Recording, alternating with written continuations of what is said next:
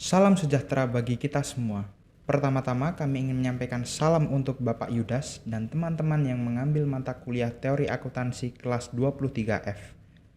Perkenalkan, kami dari kelompok 1 yang beranggotakan Adita Ika Yulianti, Franciscus Saverus Wahyu Adi Sulaksono, Novita Sari Putri, Muhammad Yanuar Akbar, Sari Tarumaseli, dan Susana Peniteluma. Pada kesempatan kali ini kami akan menyampaikan materi tentang kewajiban. Baik, saya akan presentasikan tentang pengertian kewajiban.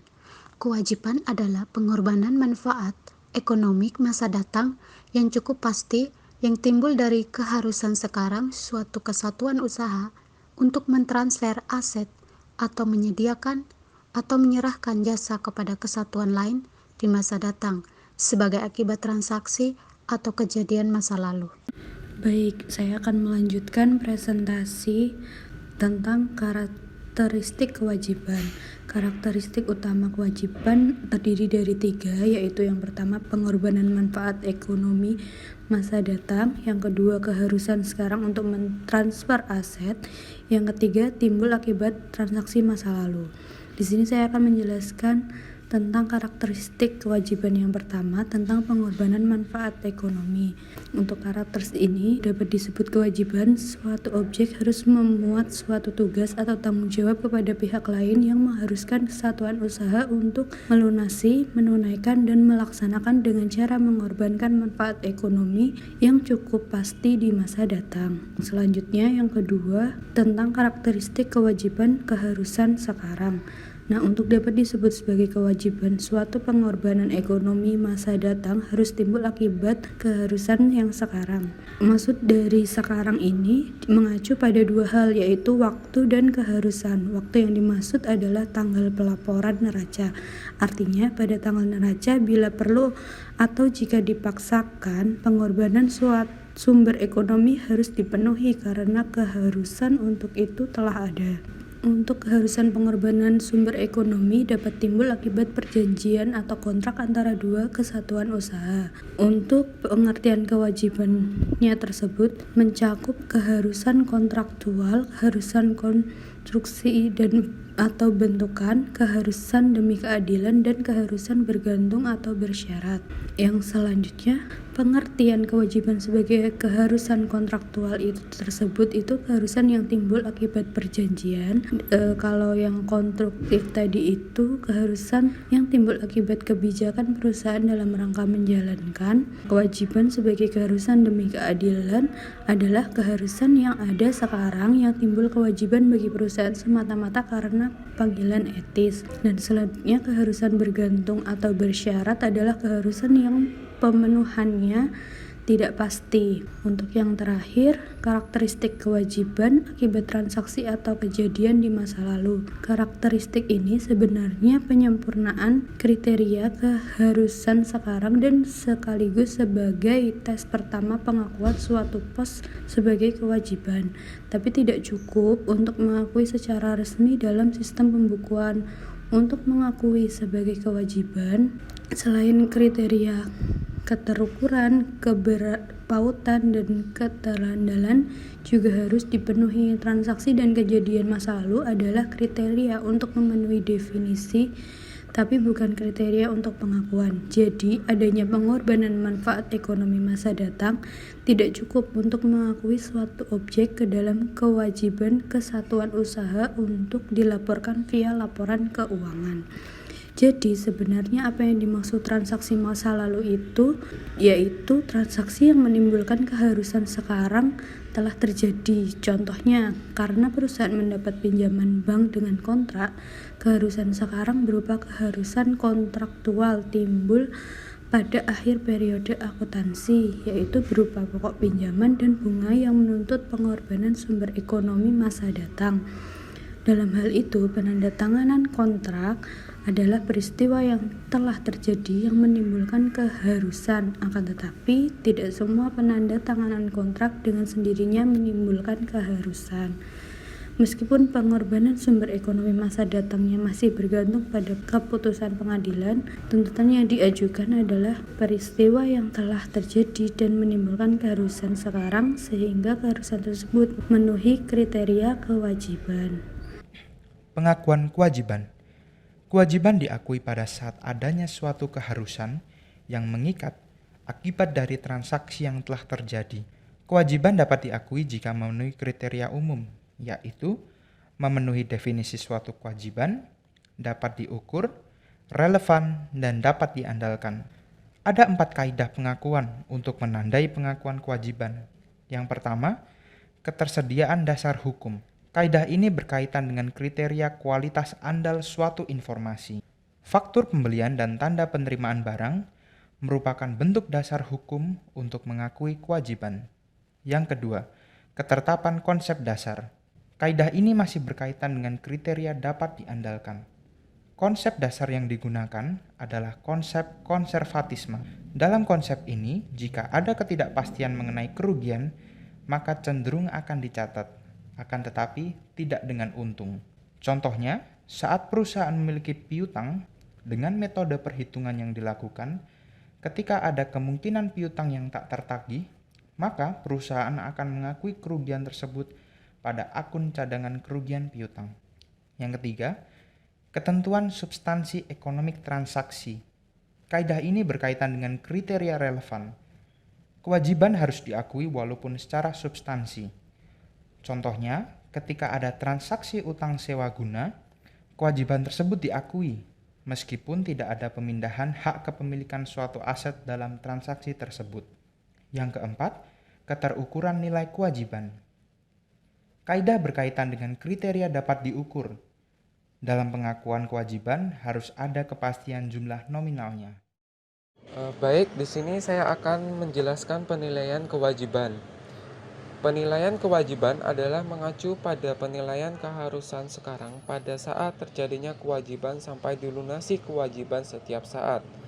Sehingga semakin dekat dengan masa jatuh tempo, kewajiban tersebut akan semakin mendekati dengan nilai nominalnya.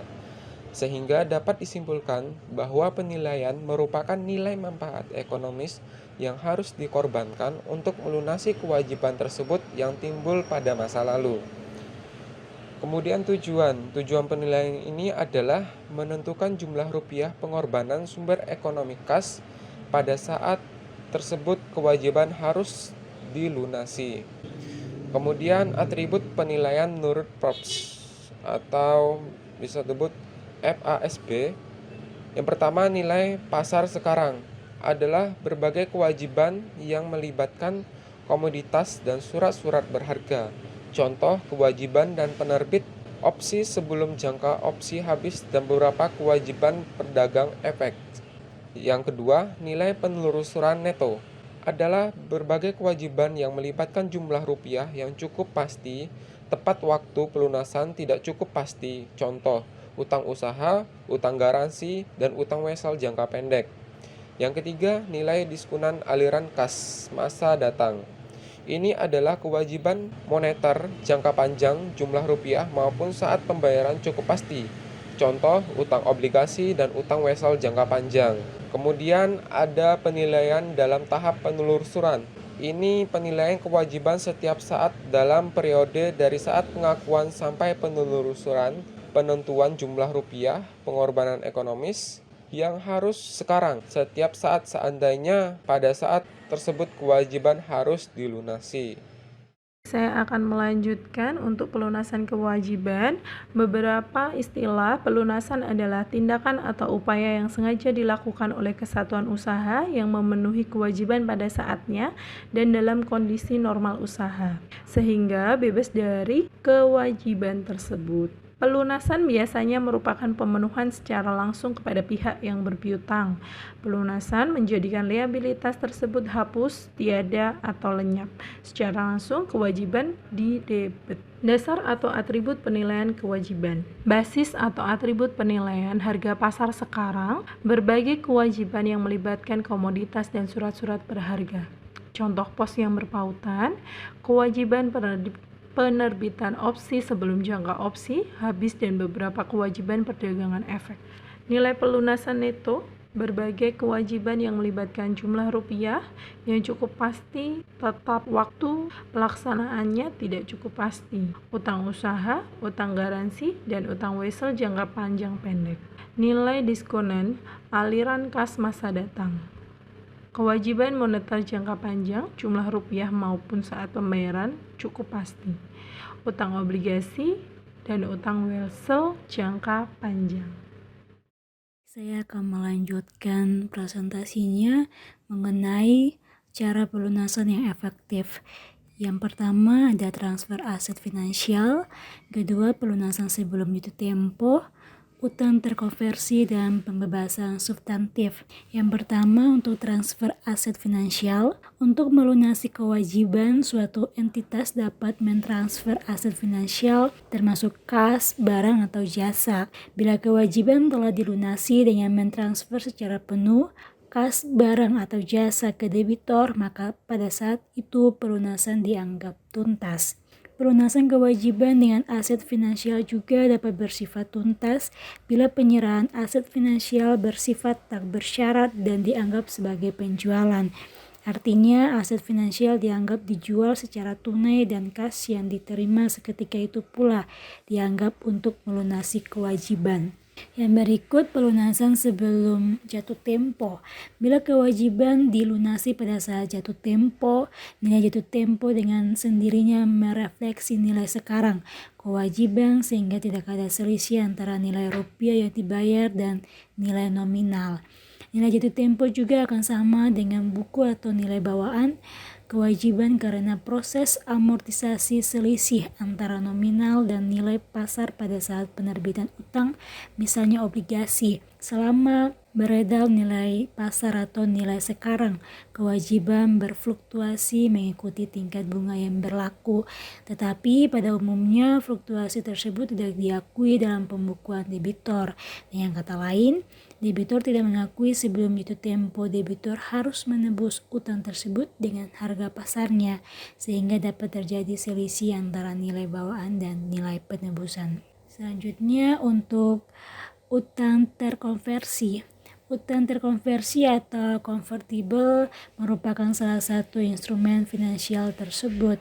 Sekuritas salah satu instrumen finansial tersebut. Sekuritas utang semacam ini biasanya mempunyai status sebagai kewajiban dan ekuitas sekaligus. Artinya, pemegang instrumen mempunyai hak istimewa untuk mengubah status utang menjadi ekuitas setiap saat selama hak tersebut masih berlaku atau belum habis. Instrumen semacam ini merupakan salah satu bentuk dari apa yang disebut sekuritas hibrida. Selanjutnya untuk pembebasan substantif merupakan suatu keadaan yang dicapai pada saat debitor telah menempatkan kas atau aset lainnya ke perwalian yang ditujukan semata-mata untuk pelunasan utang tertentu dan tidak dapat ditarik kembali. Dan pada saat itu dapat dipastikan bahwa debitor tidak lagi harus melakukan pembayaran karena daya yang terkumpul dan aliran kas dari aset tersebut cukup untuk menutupi pokok pinjaman dan bunga. Untuk penyajiannya secara umum kewajiban disajikan dalam neraca atas dasar urutan kelancarannya sejalan dengan penyajian aset. PSAK nomor 1 pasal 39 menggariskan bahwa aset lancar disajikan urut menurut urutan likuiditas, sedangkan kewajiban disajikan menurut urutan jatuh tempo. Ini berarti kewajiban jangka panjang. Hal ini dimaksudkan untuk memudahkan pembaca untuk mengevaluasi likuiditas perusahaan. Demikian penjelasan kami mengenai kewajiban. Jika teman-teman ada pertanyaan, teman-teman dapat menuliskannya di kolom komentar. Sekian dan terima kasih.